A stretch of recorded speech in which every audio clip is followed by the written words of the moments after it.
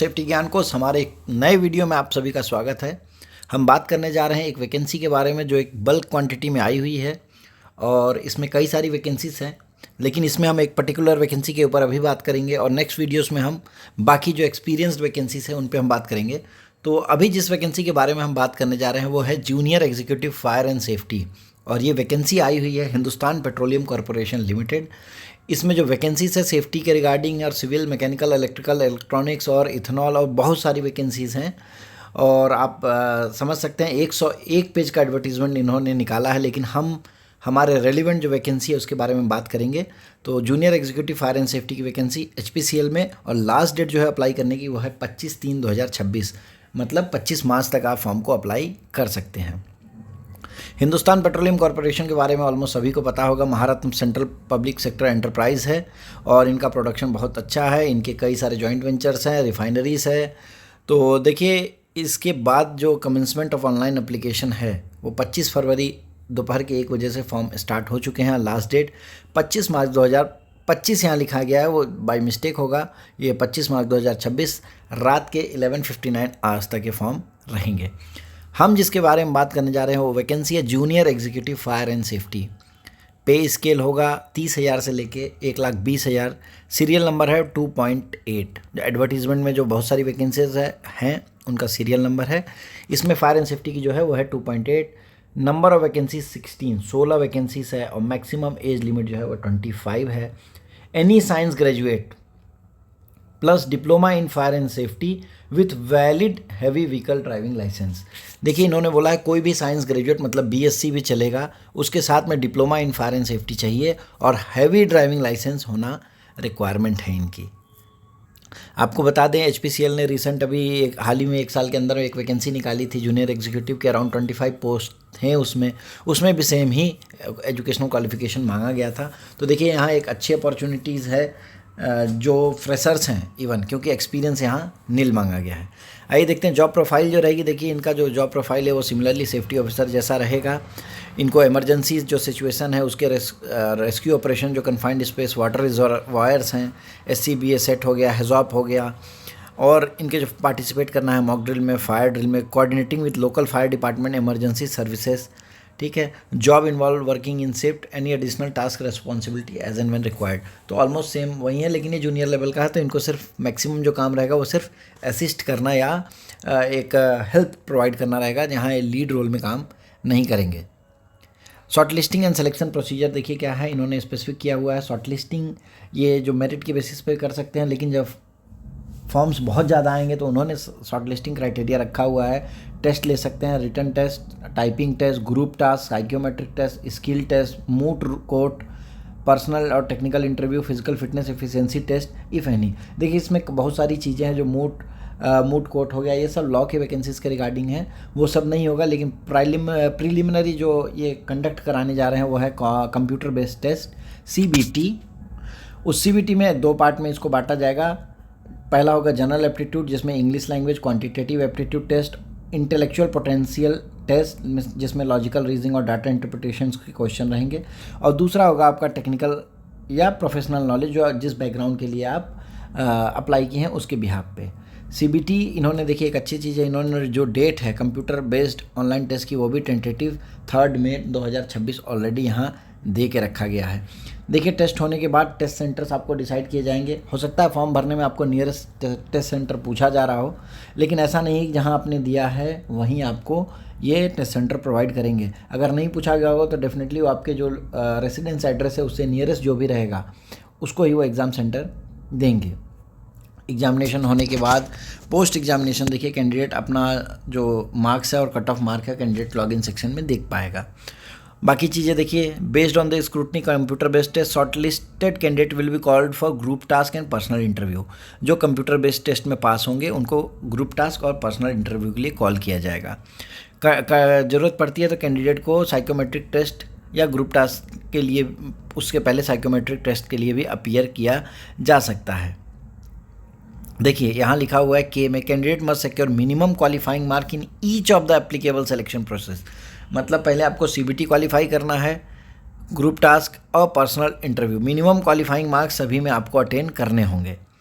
अब उसके बाद देखिए category and discipline wise merit. Category मतलब SC ST general OBC PWBD जो भी रहेगा उसके अकॉर्डिंग जो लिस्ट बनेगी मेरिट लिस्ट, उसमें जो है वो qualify in the all applicable stages, मतलब CBT, typing test plus group task और पर्सनल इंटरव्यू, वर्क एक्सपीरियंस जो भी है उसके बेसिस पे फाइनल मेरिट लिस्ट बनाई जाएगी।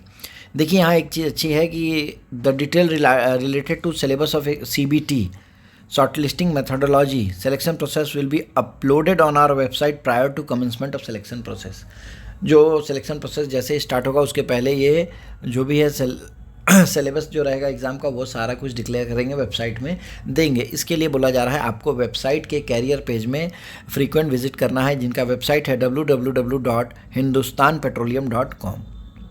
अब देखिए हम बात करते हैं सैलरी की, तो 30,000 बेसिक पे रहेगा, उसमें जो CTC बन के आ रही है वो 10.88 10,88,000 रुपये आ रही है ईयरली। CTC में देखिए अब मिनिमम जो बेसिक पे है उस पर कैलकुलेट किया गया है, retiral benefit, dearness allowance, HRA, cafeteria allowance सब लिया गया है। और ये जो इन्होंने यहाँ डिस्प्ले किया हुआ है वैकेंसी, ये अबव मेंशन CTC जो है ये पोस्टेड इन मेट्रो सिटीज़ के लिए है।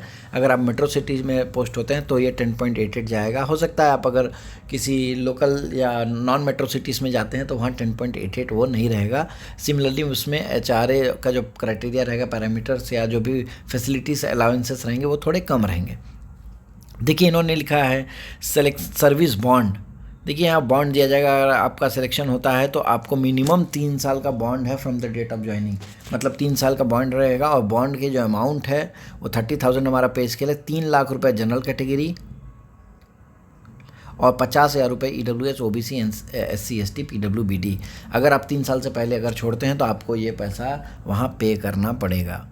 और रिटेंशन अमाउंट की भी एक देखिए इन्होंने बात की है, 5,000 पर month will be deducted as retention amount from the total emoluments for the first 12 months during the probation period of the officers recruited in the pay scale 30,000 और 40,000। मतलब ये जो वैकेंसी है ये डेफिनेटली 30,000 वाली है, तो इसमें 5,000 रुपये पर मंथ 12 महीने के लिए आपके अकाउंट से मतलब सैलरी से काटा जाएगा। Above retention amount deducted shall be release after 3 years without interest. जो ये पैसा कटेगा ये आपको 3 साल बाद रिटर्न किया जाएगा बिना किसी इंटरेस्ट के। फिजिकल फिटनेस ऑब्वियस सी बात है, जब आप क्वालिफाई करेंगे, इंटरव्यू क्वालिफाई करेंगे तो फिजिकल फिटनेस टेस्ट किसी वैकेंसीज़ के लिए कंडक्ट करा सकते हैं।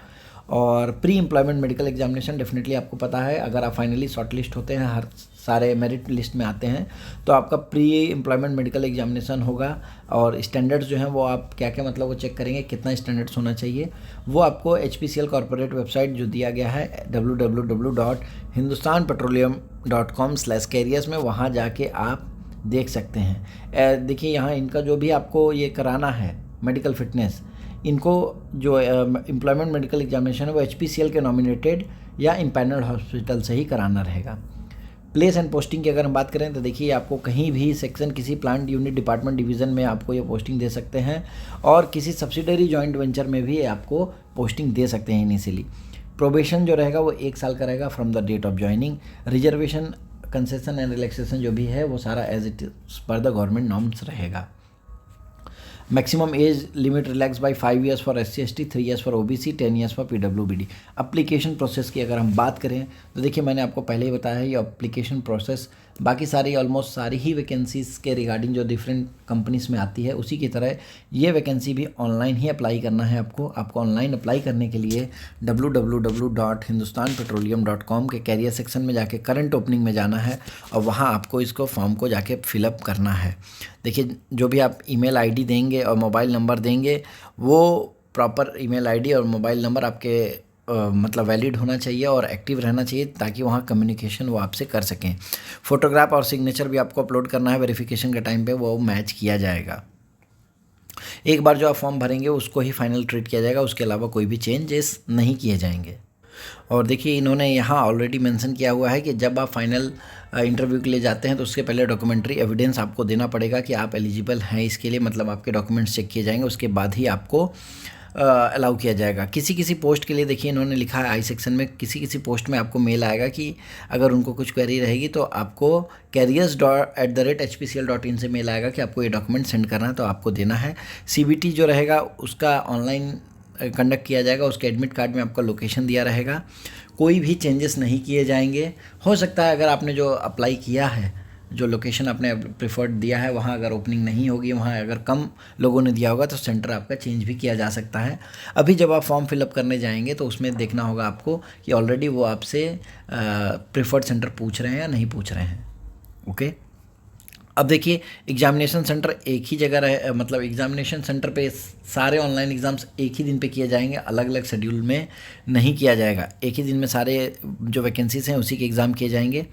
और देखिए यहाँ एप्लीकेशन फ़ीस की अगर हम बात करें,